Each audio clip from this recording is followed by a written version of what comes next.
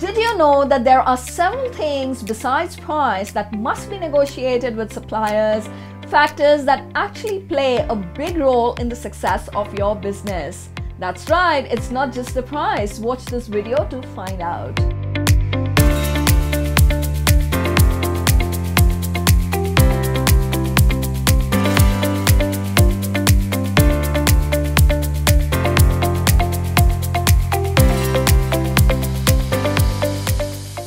Hey guys, I'm Kirti. Welcome to Sourcing with Kirti YouTube channel. Hope you guys are doing well. On my channel, I share best sourcing advice. So if you're keen to learn about how to go about sourcing for your e-commerce business, do subscribe to my channel and hit the bell to be notified when I post a video every Thursday.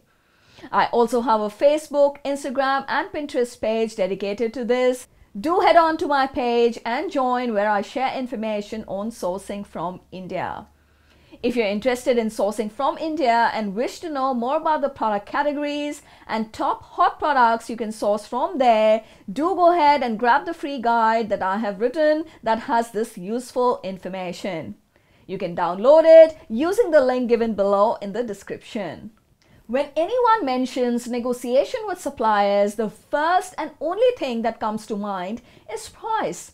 But actually, there are so many other factors that affect the success of your business because they have direct impact on how much money you make. You must source like a smart buyer and negotiate these to your best advantage to maximize your profit. Without further ado, let's dive straight into it and find out what actually are these factors.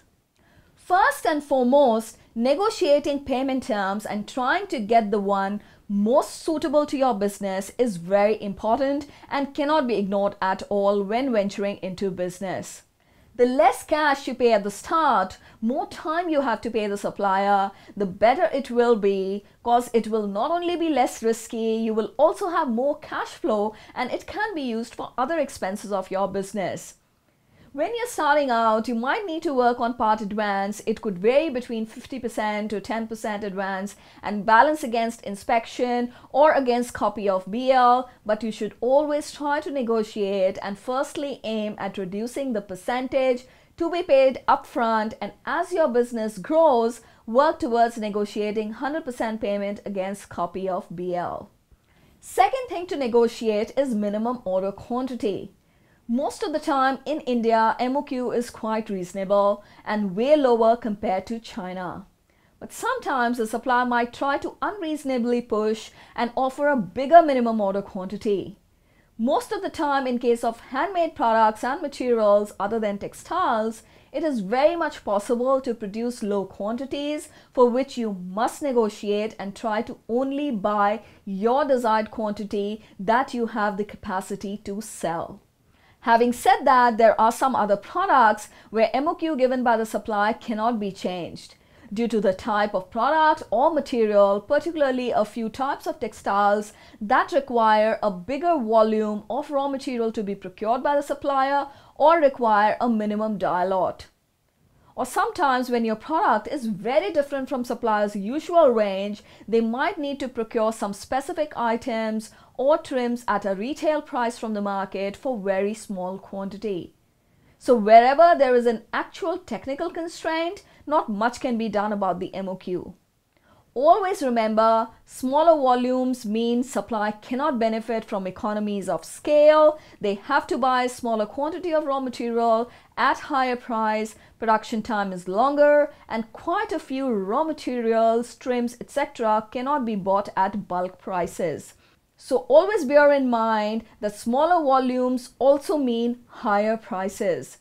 With regards to MOQ, always check and find out in detail the reason for a higher MOQ so you know what is an actual realistic MOQ or which one isn't and negotiate accordingly.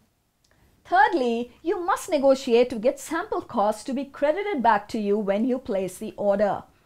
When you're starting out and beginning to source, you will most likely be asked by suppliers to pay for sample costs or at least the courier costs covered for samples. It is important that you negotiate with the supplier that this cost needs to be credited back or taken off from the total purchase order amount when you officially place the order. This is very much a standard practice and you must ask for it. Also, when you become a regular buyer, providing consistent business, supplier will begin to send samples free of cost as well as take care of the courier cost. Also, you must always negotiate and get supplier to compensate for any defects or quality issues, deviations from product specifications in final production. You must get the supplier to provide compensation if you discover quality issues after receiving the goods, and even better is to negotiate a warranty percentage before placing the order so you have yourself covered in some way for any possible losses. When you discover a problem with the goods in terms of quality, no matter how minor or major the defect or variations are, if the quality is not what you had requested, if there are any changes to what you originally specified, it needs to be compensated by the supplier. Depending on the kind of issue, if it's possible to rectify the issue, supplier must pay for all associated costs, and if not possible to rectify, he must send you replacement goods at his cost. Till the time you can prove it to the supplier with your records, etc., that it is factory's fault and the product hasn't been produced as per requirement, compensation can always be negotiated. If the problems are detected during inspection, goods should only be allowed to ship after the issue has been 100% fixed. In some cases, you can also consider accepting a variation if it's really minor and give a waiver with the condition that you will accept it with a discount percentage. For example, if you have a failed test in a test report with very slight variation that will not necessarily affect the salability or performance of a product, but is still something that you're being forced to accept as nothing can be done to rectify the issue, you can then ask for compensation to cover yourself from any future losses due to customer returns and damaged reputation. Having a warranty percentage negotiated even before the order is placed will actually be the best way to minimize your risk. You then also need to negotiate and ask supplier for re-inspection at his cost when a third-party inspection fails. It is entirely supplier's responsibility to ensure the quality of goods produced is up to standard. They need to make sure the specifications you provided are followed to the T and all internal quality checks made by factory's internal quality inspector to ensure goods are 100% as per your requirement. Only when this is done, an internal inspection report shared with you for your reference, they should be offering the shipment for inspection to a third party nominated by you. If third-party inspection still fails, then you have all the right to demand all issues to be fixed and another inspection conducted by your nominated inspection agency with costs completely borne by the supplier. In fact, this is something you need to tell the supplier right at the time of order placement so they are well aware of the consequences and do their due diligence. Number 6 thing to negotiate is the shipping cost with the freight forwarder. Again, it's important that you negotiate and work towards getting the best shipping cost and not just accepting the first quote sent to you by a single freight forwarder you tried to contact.